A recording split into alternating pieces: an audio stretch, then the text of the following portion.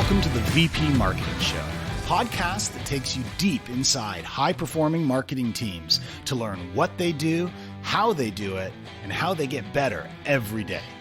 We cover strategy and execution, brand and demand, metrics and team structure, today's realities, and tomorrow's opportunities. If you lead a marketing team, you aspire to the top job, or you're a CEO who hires and manages a VP marketing, this is the podcast for you.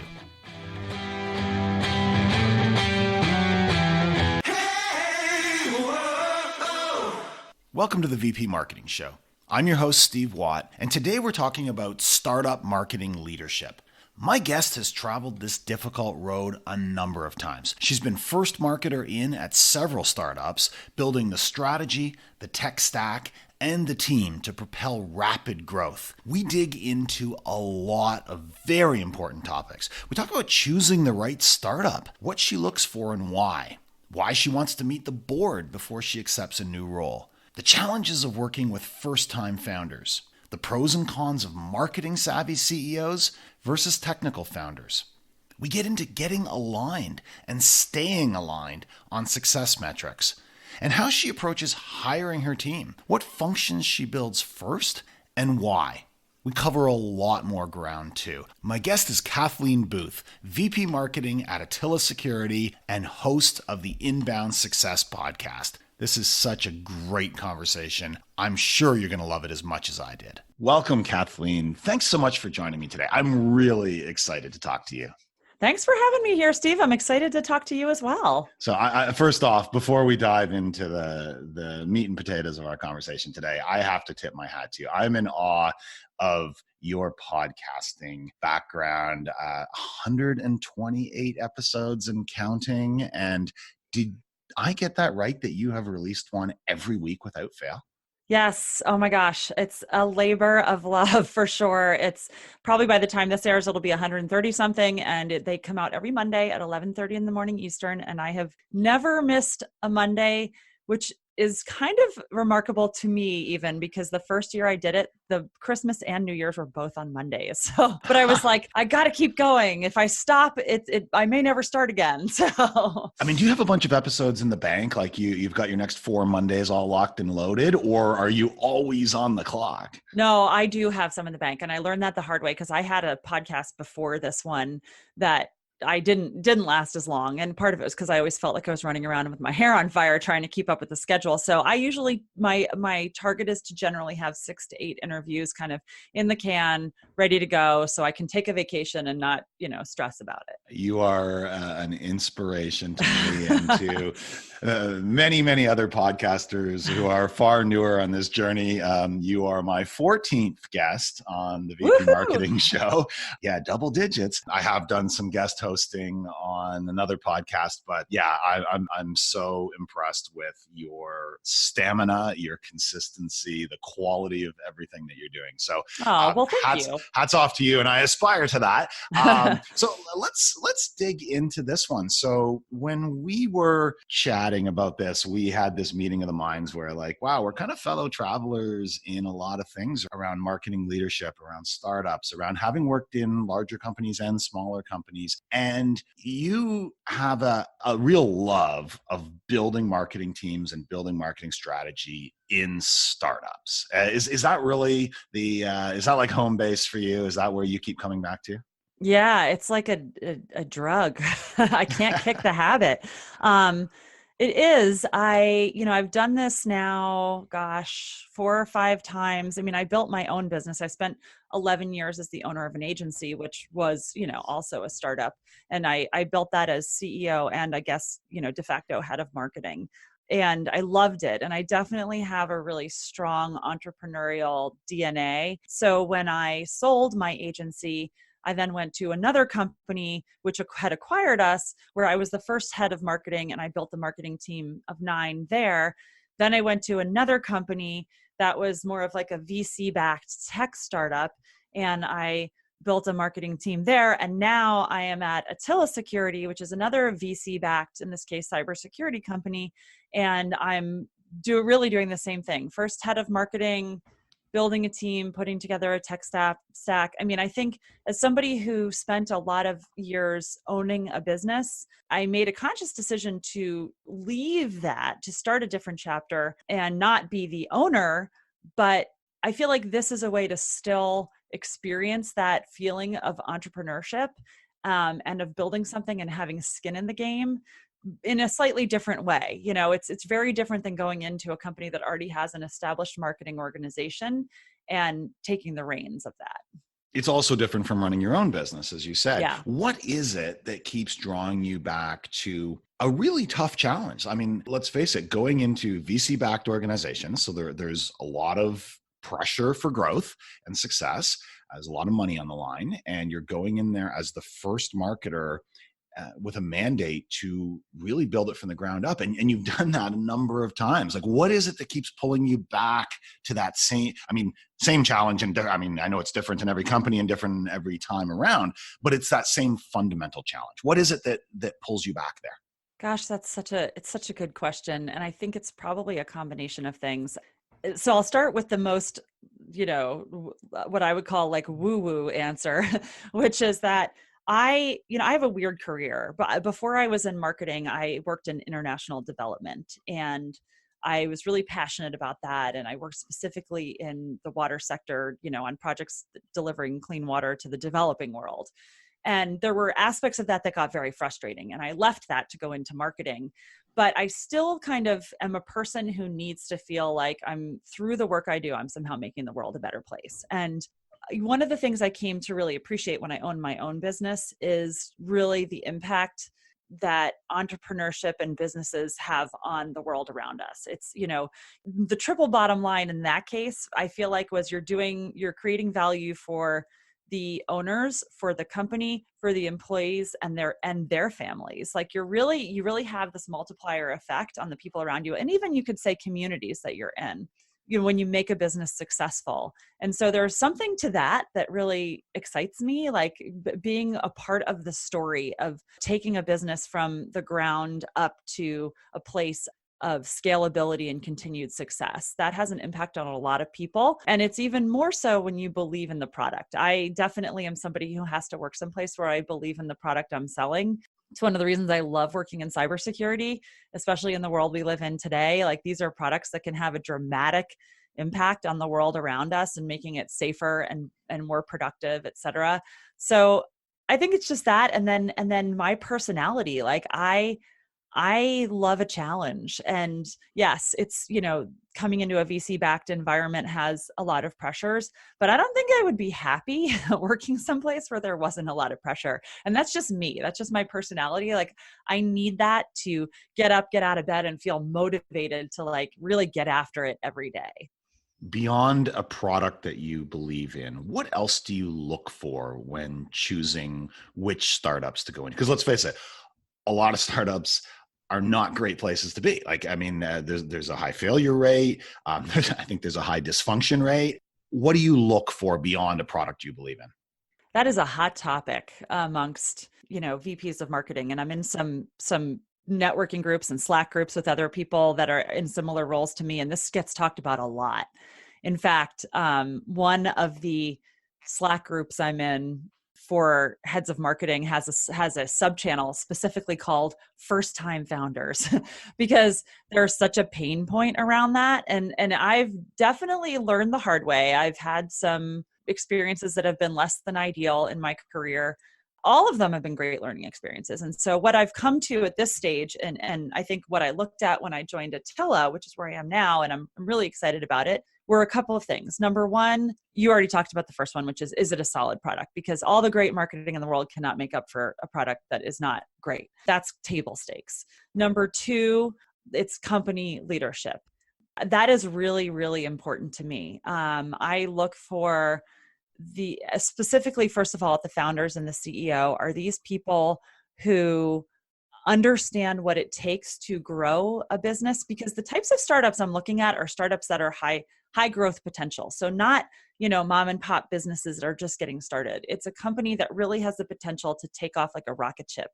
And that is a very important aspect because the kind of marketing you do for that company is different than what you might do for a small local business. You have to build an engine that is going to run and grow on its own. So you can't do marketing that relies solely on, PR or networking or outbound sales. Like, you have to really build a comprehensive integrated engine that's repeatable and scalable. So I look for founders that understand that, and that also understand that to do that well requires a balance of quick wins, but an investment in a strong foundation, right? And the patience to see that through, both with time and with, quite frankly, financial investment. And I don't necessarily need the biggest budget in the world, but it was funny, what I said to the CEO I currently work for was, I need a reasonable budget. And it was really funny because he then emailed me the budget that he was thinking of.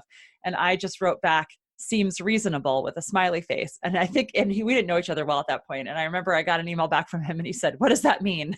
Because email is not the best communication method. And I just said, well, I told you I needed a reasonable budget and it seems reasonable. So yes, we're a go, that's part of it, because there's a lot that goes into it. So budget, leadership team, culture. I've worked in places that are completely remote, places that are, everybody comes in the office. I don't think that's as important as really an understanding that the culture is there to support whatever the working environment is, and just other smart people. You want to be surrounded.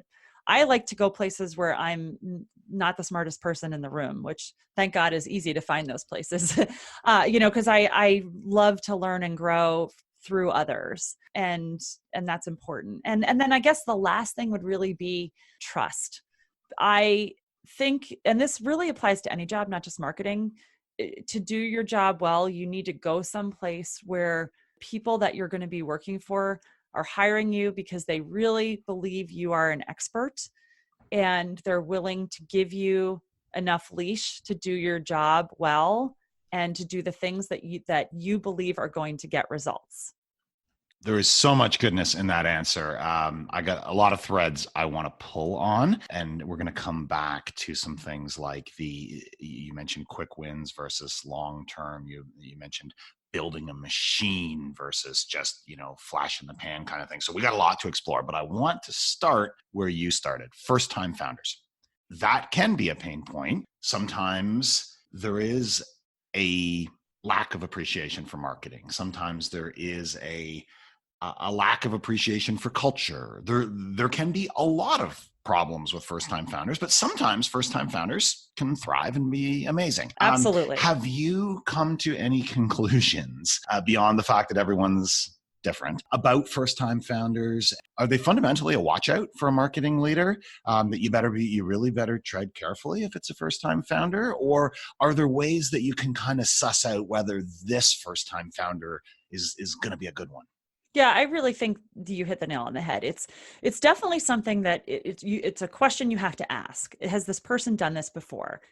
If the answer is no, it's not a no-go by any stretch, because there are plenty of examples of first-time founders that have absolutely killed it. I mean, hello, Mark Zuckerberg, Bill Gates, like some of the world's most successful entrepreneurs were first-time founders. But I do think that they're more the exception than the rule. And look, I was a first-time founder. I had a business for 11 years. But I'll also be honest and say that I learned a lot on the job and I made a lot of mistakes. And I just think you got to go in with your eyes open. So you have to understand what's the ramp? How much time do you have to get the results you need to get to be successful in your role? So specifically in VC-backed companies, you may not have a lot of time. Depending upon the investors that have come in, a lot of investors have very specific time horizons within which they want to either raise another round or exit, or, whatever that next milestone is. And you need to be really aware of that. And if you combine that with a first-time founder who does need to learn on the job and who isn't necessarily positioned to learn really, really fast, or isn't willing to listen to others and take good advice, or doesn't have good advisors around them, that can be a recipe for disaster, because the pressure that investors, bring to bear can cause somebody who's not experienced to make really rash decisions. So that's one aspect. So I think if you do find yourself in a situation where you're looking at a position at a company that has a ton of potential, but it's a first-time founder, you just need to do extra homework on that person. And you really, really need to be confident that they're up to the task. And there certainly are people who are, but it's something to be very aware of. Yeah, I've seen situations where a first time founder says all the right things. Like, oh yeah, we're building for the long term. We're going to build brand, we're going to build enterprise value, we're going to build an amazing team, an amazing culture. We lead with strategy and everything built.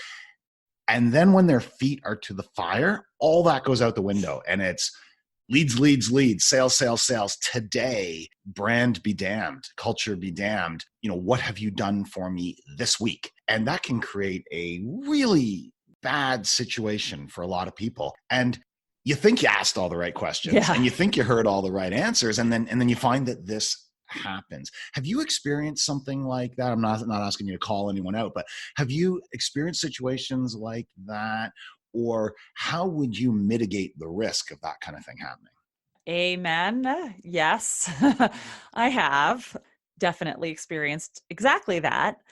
And I think some of the things I would do differently were I to have been put in that position again. Number one, I would probably have asked to meet with the investors and interviewed them as when I was in the hiring process to really understand more thoroughly their goals, their relationship with the CEO, how they communicate.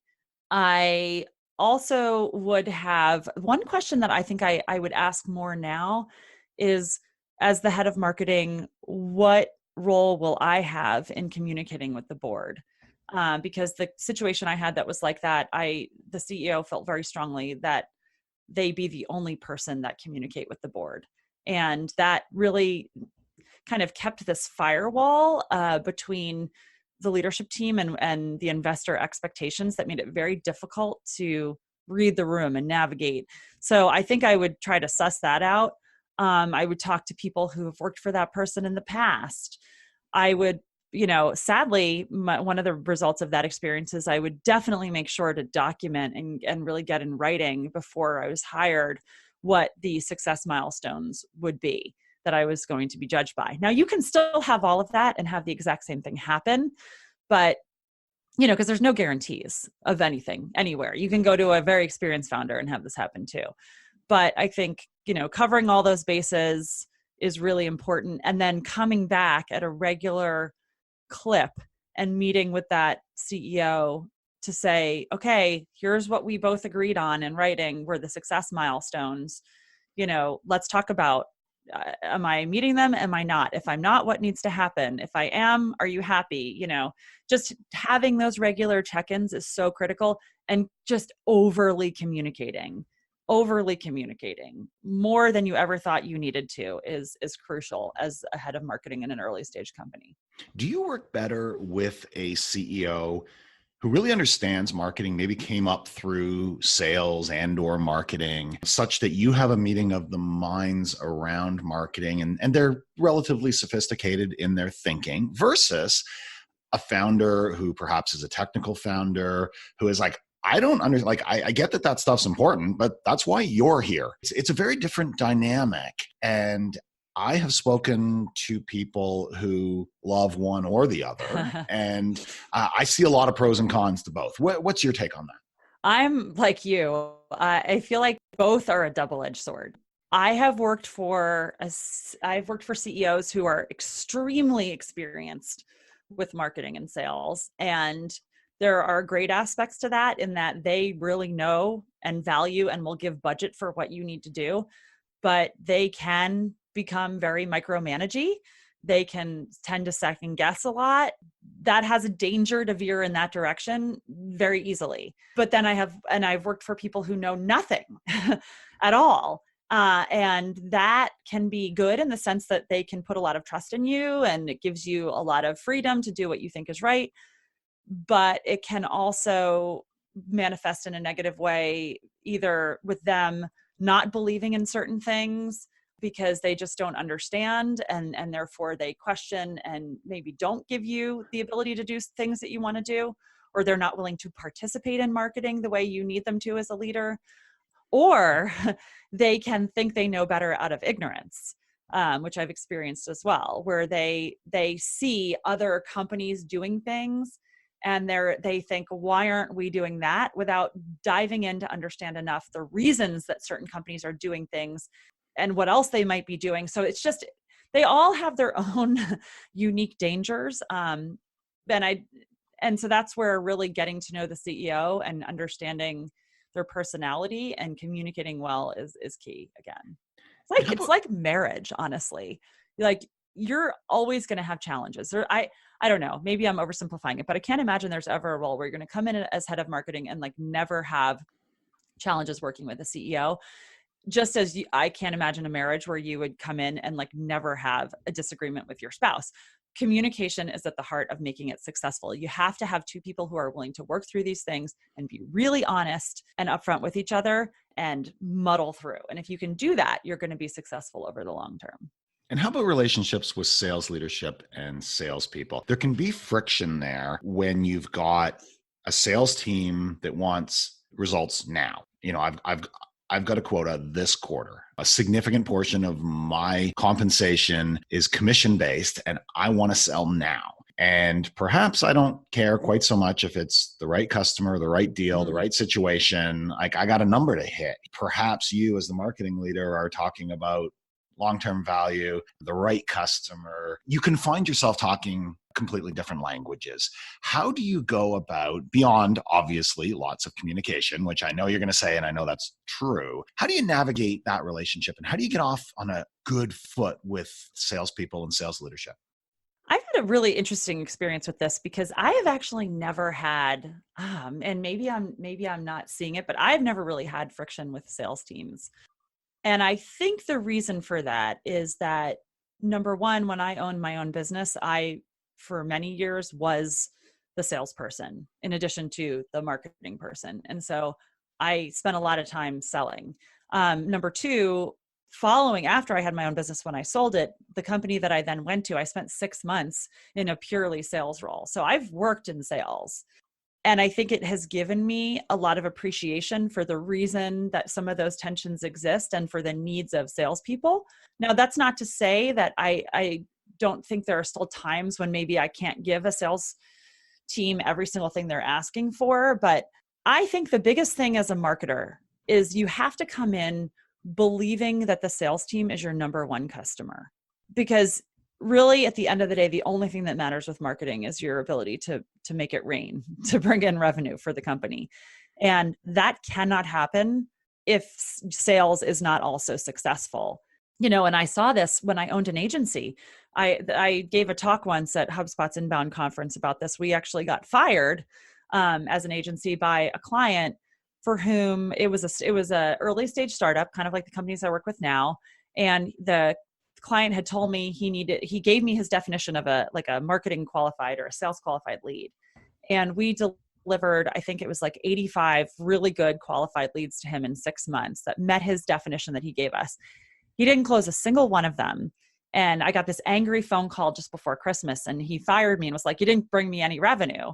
And of course, my first knee-jerk reaction was, well, you know, it's not my job to close deals for you. I gave you these leads. But the reality is, it doesn't matter. It doesn't matter if you deliver leads if they can't close. And so you have to build a bridge with sales, and that requires a degree of empathy. And so I actually think some of the best marketers I know have at some point in their career been in a sales role. That's at least what's worked really well for me, because I've walked in those shoes. I've had to do the calls with prospects. I know what kinds of enablement materials are helpful to me in helping me close deals. And I think it makes me better at working with sales teams. Let's shift gears and talk about building your marketing team. You have started in each of these cases as the first marketer, as well as being the marketing leader, correct? Yes. And you have gone about building, 6, 8, 10 person marketing teams several times now? Yes. Okay. Where do you start? There are so many schools of thought here. Specialists versus generalists. Start with a couple more mid to senior people versus start more junior. Start with a direct focus on digital versus other things. I have seen it. approached in countless different ways. Do you have a go-to methodology, or is it really dependent on the needs and the status of the business at the time? It's a little bit of both. So there is definitely an it depends factor. And I would say it depends, number one, on you as the head of marketing and what your strengths are, because you obviously want to hire somebody that's able to complement you. You want the sum of to be greater than the parts. But it also depends on what kind of budget you have for outsourcing, because most companies, will have some money in the beginning to strategically outsource certain things. And so I will say that if I had to kind of generalize, I'm a marketer who is able to roll their sleeves up and do a lot of stuff depending upon the tech stack. I don't want to get too deeply into that, but like if I'm in control of putting in place the tech stack that I like the marketing automation software package and some of the other elements, I can do a lot with that. I don't need somebody to run that for me. So I can be this strategy person and the doer in many respects. I can also write, but I will say that I really do tend to lean in the direction of hiring a writer as the first person. And I really like hiring people who've come out of journalism backgrounds because they are trained to be able to write on any subject well. And really the reason they can do that is because they're taught what questions to ask and how to listen and then process that into great content. And what I have found is that the stumbling block for most companies to going fast, and it also is the stumbling block for most companies to forming good relationships between marketing and sales, is the ability to quickly create a high volume of content. Sales generally wants a lot of content. To be able to build domain authority and get traction online, you need a lot of content. To have something to talk about with your social posts or to link to with your pay-per-click, you need content. To do PR, you need content. It tends to be the thing that prevents you from doing most other things. And so again, I can write. I don't have any doubts about my ability, but I can't produce the volume that's needed at the pace that's needed. So I like hiring a writer. And then I'm just because of my skill set, at least this is unique to me, I'm able to fill in a lot of the other gaps. And then after a writer, budget depending, maybe a generalist, somebody who's able to just pick up a lot of the random pieces around. But it honestly depends on the campaigns you're doing and so forth. Okay, so start with content, Mm-hmm. and where does it go from there?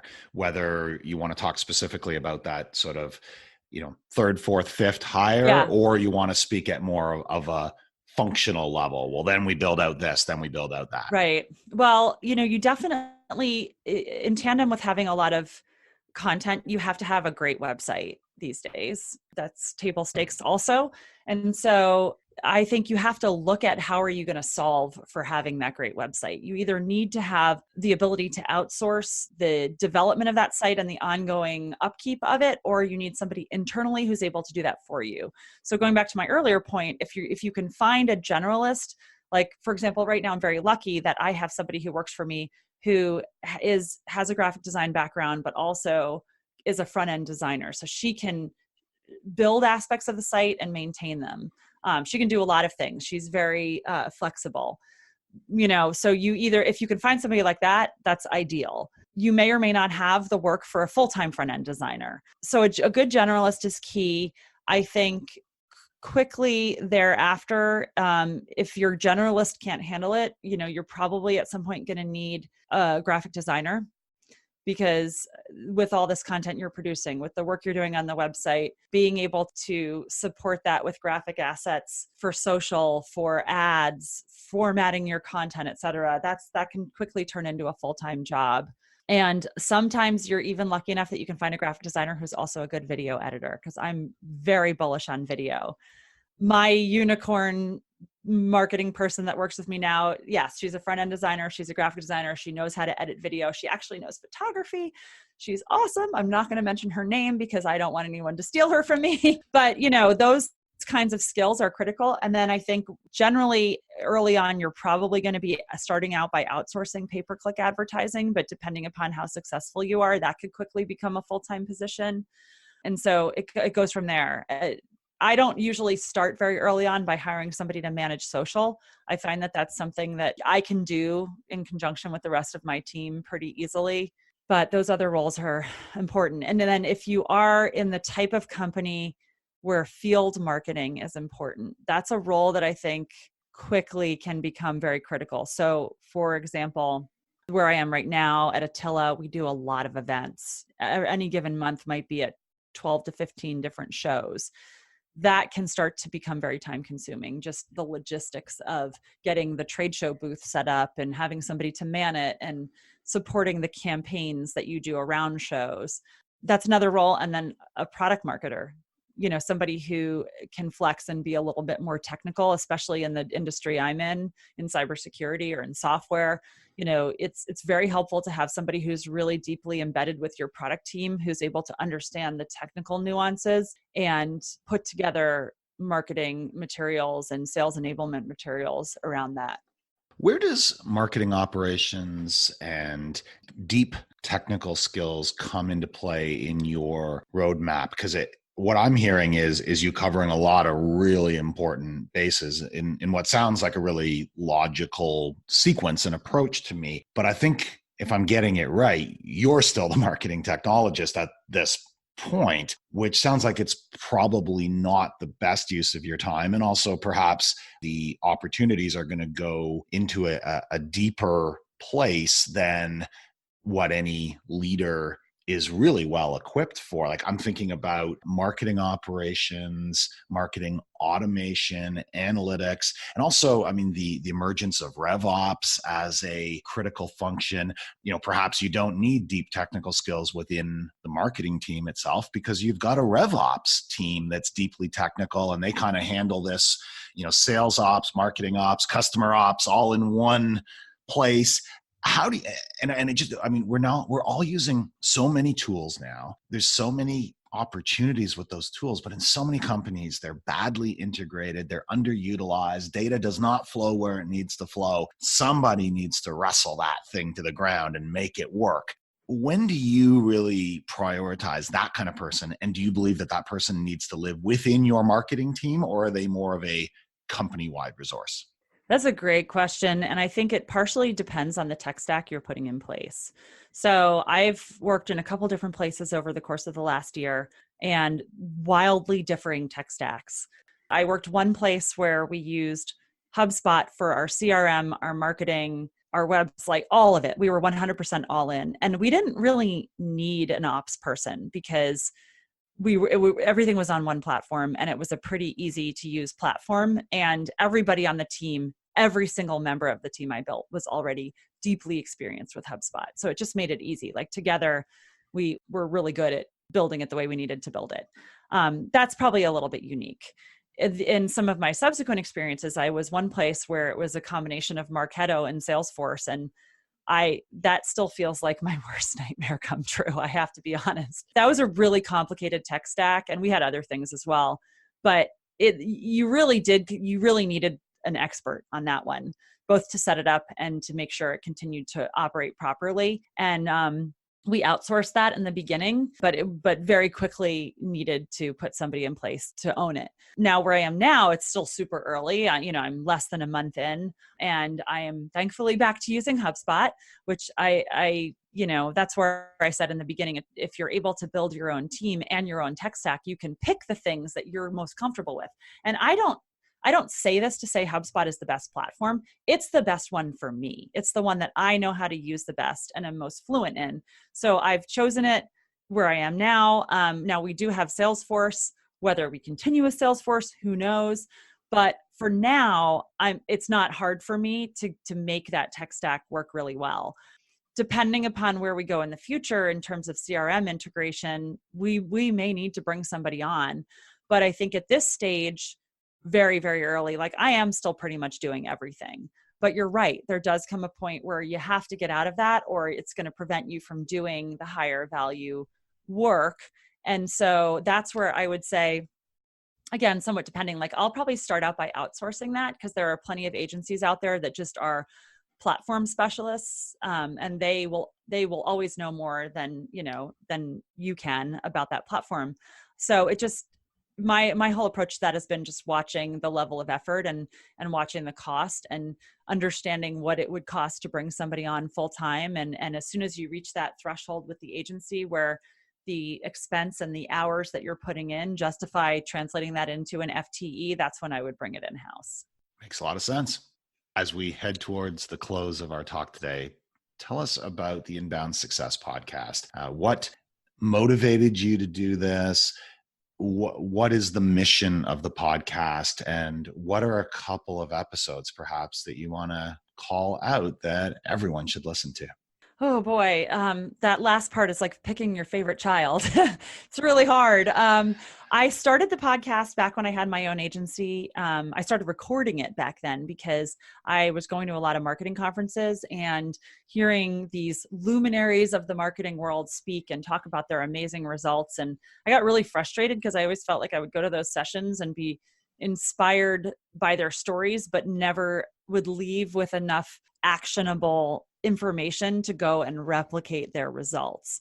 And so when I thought about what I wanted to do with a podcast, I thought, if I'm having this challenge, there must be other people who are too. And so that's really the itch that I wanted to scratch with the Inbound Success podcast. And 130 episodes later, I interview a different person pretty much every week. I think there's only been 2 or 3 episodes where it's just been me, but I really look for marketers that are getting great results, better than ordinary results with some aspect of their marketing generally focused around inbound marketing. And I like to invite them in and just pick their brains and try to unpack what is it that's enabling them to get those great results, and what actionable takeaways can we extract so that somebody who's listening can go and immediately do some things to get better results in their own marketing. So that's what it's all about. In terms of favorites, let's skip the favorite. I get your point on the favorite child thing, but how about just tell us about a couple of episodes that are really good. No, let's take the favorite stigma off it. So there, and these are all over the map. Dave Gerhardt is somebody I always ask all my guests, like, who's doing inbound marketing really well, so that I can see examples of it in the wild. And he gets named the most. He was the VP of marketing at Drift until recently. Now he's the CMO at Privy. I interviewed him very early on in my podcast. I was fortunate to get him on, and that was a great conversation that to this day, some of the things he talked about, I still do them when I start up new marketing teams. There are things I still put in place because I heard them from Dave Gerhardt. So that's one. The second one was Goldie Chan, who is known as the green-haired Oprah of LinkedIn. She's fabulous and fascinating. She had the longest running daily LinkedIn video channel for a long time. And now she's a consultant to companies like Lego and Disney, et cetera, on how they use social media. But I learned so much about LinkedIn from her. That was awesome. Then there's like people you've never heard of. There's a guy named Connor Malloy from a tiny little law practice in Chicago called Tri-City Legal. And it's him and one other guy, both attorneys, who do their own marketing. And I loved that episode because, it showcased how much you can do with basically no budget and without a marketing team, and really without a great tech stack. Like, he had figured out how to do it all on a shoestring and in very little free time when he's not actually working as a practicing attorney. So, there's so many different types of guests that are all over the map. Some really famous folks, some who you would never have heard of, but the thing that I think unifies them all really is that in some aspect, they're just doing really world-class work.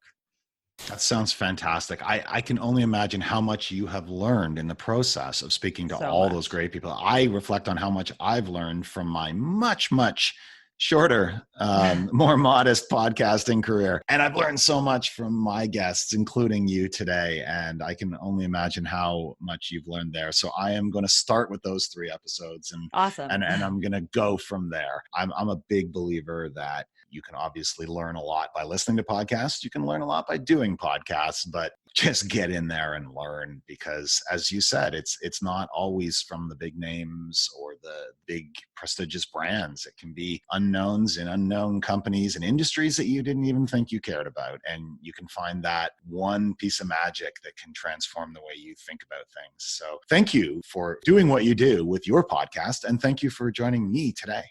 Oh, it's been a pleasure, Steve. So much fun. And I'm so excited to see where you go with this podcast. I can't wait to listen to all of your episodes that you do in the future, because I'm sure there's going to be a ton of them.